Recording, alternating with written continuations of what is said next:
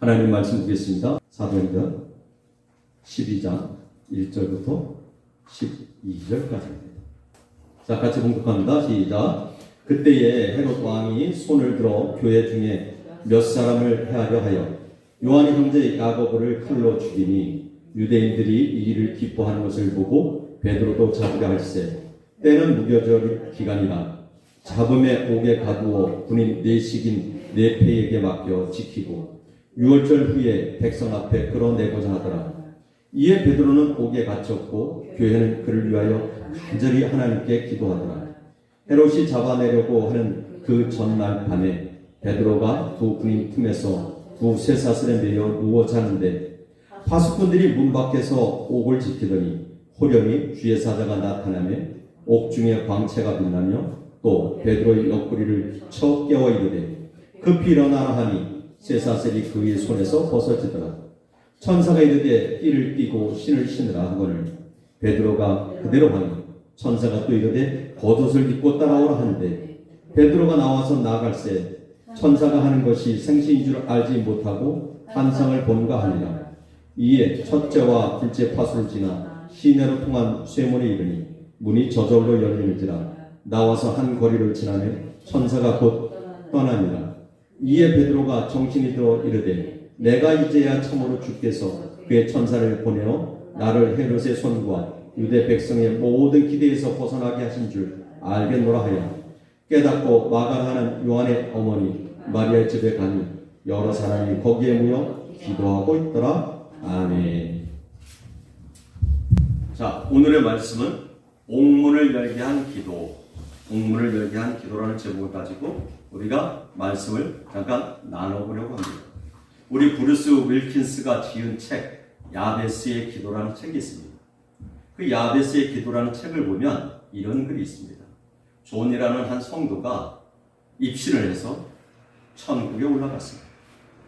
천국에 올라가니 너무도 좋았습니다. 너무 아름답고 그래서 이곳저곳을 다 다니면서 구경을 하는데 어느 창고가 하나 보였습니다. 너무 아름다운 창고가 보여서 그곳을 들어가게 됐죠. 그곳을 들어가 보니까 선반이 쫙 있고 또 상자가 쫙 이렇게 놓여 있는데 상자마다 이름이 다 쓰여져 있는 거예요. 그래서 이렇게 보니까 이 존의 이름도 써져 있는 상자가 있었습니다. 그래서 그 상자를 열어 이렇게 보니 자기가 평소에 원하고 바랐던 그 모든 것들이 그 안에 다 들어있는 것입니다. 그래서 묻습니다. 그를 안내했던 베드로에게 묻습니다. 이게 무엇입니까? 라고 묻지요. 그때 베드로가 이렇게 얘기하죠. 너희가 땅에서 기도하면 너희가 원하고 바라는 것들 기도하면 주려고 모아놨던 건데 너네가 기도를 안 해서 하나님 이 나라에 하늘나라에 쌓여있는 곳이야. 그 소리를 들은 존은 정말 내가 간절함으로 기도하지 못했구나. 내가 그러면서 그 어렵다고 했구나. 이것을 다 누릴 수 있었다면 내가 힘들지 않았을 텐데 라는 이야기를 했다고 합니다. 오늘 보니까 우리 베드로가 감옥에 갇혔죠. 헤롯 왕이 야고보를 잡아서 죽였습니다. 그러니까 유대인들이 신이 났죠. 너무 잘했다고 하는 거죠. 그러니까 헤롯 왕은 그치하면 베드로까지 잡아 죽일 생각을 하고 베드로를 잡죠. 그리고 베드로를 잡아 죽이려고 하는데 무교절이라 그때 베드로를 잡아 죽이지 못하고 감옥에 가두게 됩니다. 우리가 말씀을 읽었지만 감옥에 가뒀는데 감옥에 가두고 나서 혹시라도 우리가 1장 2장에서 보면 베드로가 기적을 행하잖아요. 그죠? 성전 미문에 있는 사람들 일으켰잖아요. 혹시 베드로가 도망갈지 모르니까 4명씩 조를 짜서 16명이 지키게 하죠. 그것도 너무 불안합니다. 그러니까 어떻게 해요?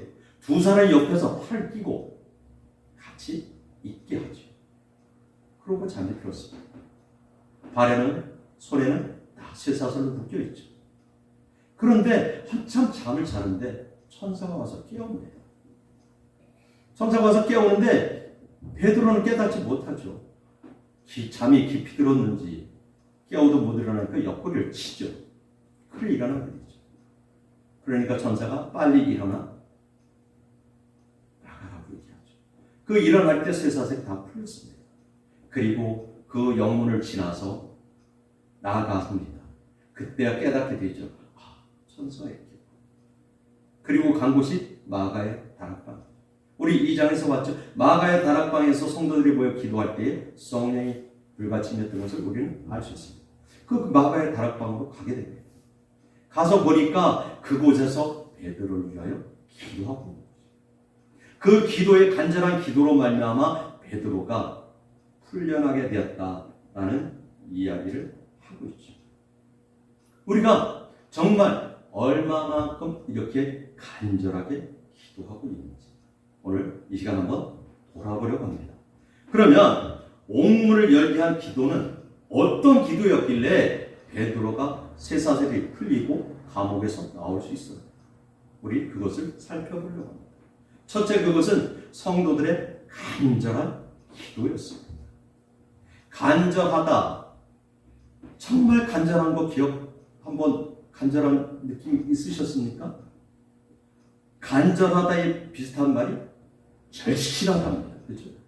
근데 절실하다의 뜻은 뭐냐면 매우 시급하고 중요하다. 이렇게 되죠.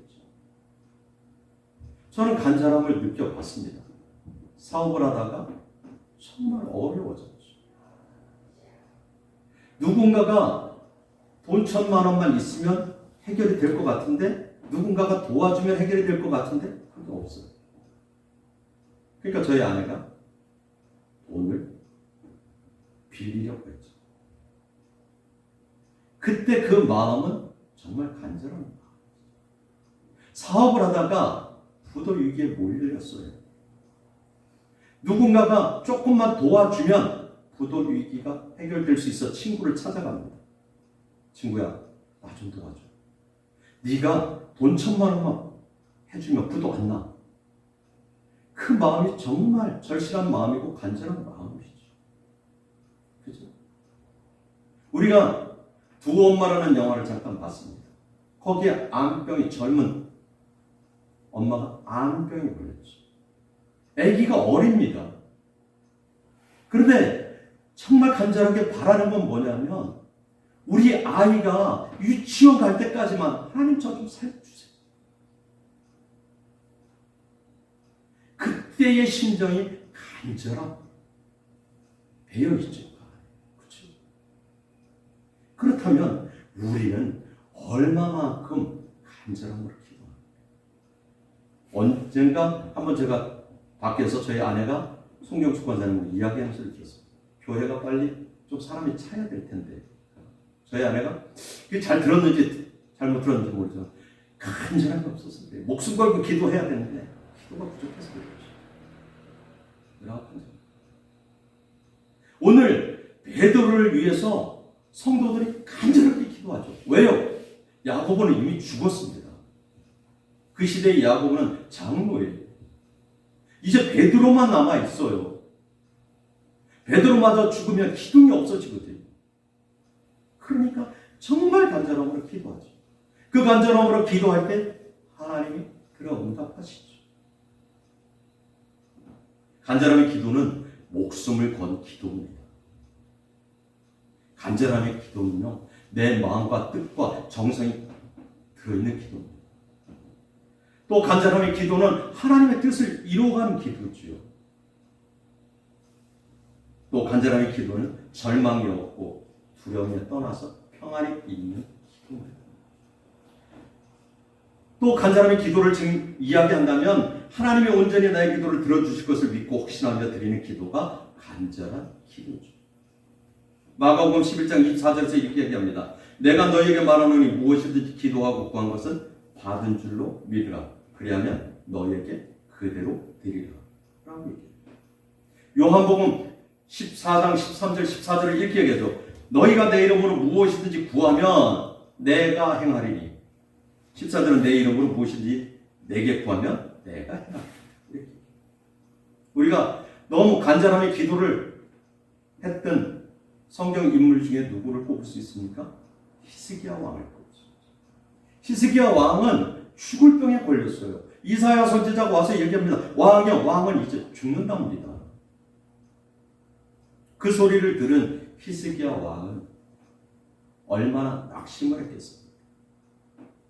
이사야 선지자가 와서 이야기하는데, 사람의 생각을 하면 그 왕인데 얼마나 많은 의사도 있겠습니까? 그럼에도 불구하고 방에 들어가서 기도하죠. 정말 간절함으로 기도합니다. 그러니까 하나님 뭐라 그러냐면, 내가 너의 기도를 들었고 너의 눈물을 봤다. 그리고 생명을 15년을 연장시켜주지. 우리의 모습은 어떤가요? 우리가 세상 것을 위해서는 정말 간절함으로 구하고 찾고 두드리며 나가지요. 그죠? 내가 갖고 싶은 거 있으면, 내가 바라고 싶은 거 있으면 정말 그 안에 간절함이 있지요. 그죠? 그런데 하나님 앞에 정말 간절함으로 우리가 구하고 찾고 두드리며 나갑니까? 제가 이 설교 준비하면서 제가 정말 많이 회개했어요. 내가 정말 교회 성도 부흥되지 않는다고 얼마만큼 간절함으로 기도했냐, 목숨 걸고 기도했냐. 그렇게 하지 않고 맨날 한숨만 졌죠. 우리는 얼마만큼 간절함으로 기도하고 있는지 한번 나 자신을 돌아봤으면 좋겠습니다. 두 번째는 성도들의 마음에 합한 기도, 합심기도. 지금 마가의 다락방에서 여럿이 모여서 합심해서 기도하죠. 합심해서 기도할 때 하나님은 그 가운데 응답하시죠. 마태복음 18장 19절, 우리가 너무도 잘 아는 말씀이죠. 진실로 다시 너희에게 이르노니 너희 중에 두 사람이 땅에서 합심하여 무엇이든지 구하면 하늘에 계신 내 아버지께서 그들을 위하여 이루게 하시리라. 얘기하죠. 두 사람이 땅에서 합심하여 구하면 하늘에 계신 아버지께서 그들을 위하여 이루게 하시리라. 예수님이 말씀하시고, 마가의 다락방은 120명이 모여서 기도했던 곳입니다. 그들의 시간만 남은 그곳에서 기도했던 것으로 추론해 볼 수 있죠. 그랬던 그곳에 모여서 베드로를 위해서 합심하여 기도. 그때 베드로의 감옥에서 풀려나게 되죠. 합심 기도는 마귀를 이기고 병든 자를 낫게 하죠. 우리는 교회에서 그런 거 많이 봤을 겁니다. 제가 있던 교회에서 몇 번 봤죠. 암병이 걸렸다고 합니다. 그 일을 위해서 정말 불철주야 기도하고 합심해서 기도했죠. 그런데 아직까지 살아 계시고요. 심장에 스탠드가 안 박혀서 거의 포기할 그런 위기에 있었지만, 그럼에도 불구하고 기도 가운데 주님 역사하셔서 지금도 건강한 육신 가지고 계시죠. 그분들이 이야기합니다. 교회에서 중보기도 해서 나는 살았어, 이렇게 얘기하죠. 우리의 합심기도, 이것은 하나님의 마음을 움직이죠. 그리고 합심기도는 주 안에서 하나가 되게 합니다. 우리가 한 기도 제목을 놓고 기도하기 때문에 우리의 마음이 하나로 통일되게 되죠. 그리고 합심기도는 응답을 보장하게 됩니다. 앤드류 모레이라는 학자는 뭐라고 했냐면, 하나님은 성도의 기도로 무엇을? 세상을 다스립니다. 우리의 기도로 하나님은 세상을 다스리시는 거죠. 우리의 기도 때문에 대한민국 이만큼 잘 사는 나라 되었다고 하는 겁니다. 세 번째는 하나님의 마음을 움직일 수 있는 하나님의 뜻에 합당한 기도를 하고 있느냐. 어쩌면 내 욕심을 가지고 기도하고 있지 않느냐. 우리 솔로몬의 1000번제를 잘 기억하시죠? 열왕기상 3장에서 보면 솔로몬은 하나님 앞에 1000번제를 드립니다. 어떤 학자들은 그러죠. 한 목에 한 번에 1000개의 그 양을 드렸다고도 하는데, 또 어떤 학자는 하루에 하나씩 1000번을 드렸다라고 하죠. 그래서 어떤 성도들, 이제 우리가 기도할 때 그러죠. 1000번째 드렸죠. 하루에 한 번씩 해서 3년 동안 1000번째 기도를 드릴 겁니다. 그런데 솔로몬이 1000번째를 드리고 나서 밤에 자는데 하나님이 환상 가운데 나타나셨죠. 내가 나를 사랑하는 줄 알아. 내가 드린 그 예물을 내가 받았다고 얘기하죠. 그러면서 내가 너에게 무엇을 해주길 원하느냐 이렇게 얘기하죠. 그때 솔로몬은 뭐라고 하냐면 이스라엘 백성이 참 많습니다. 이들을 올바로 불의한 일도 많고 여러 가지 많은 일들이 있을진데 이들을 올바로 재판할 수 있는 지혜를 달라. 능력을 달라.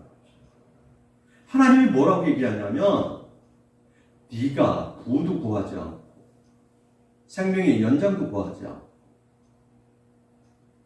정말 나라를 위해서 지혜를 구했습니다. 내가 그보다 더한 것도 부어주겠다고 하지.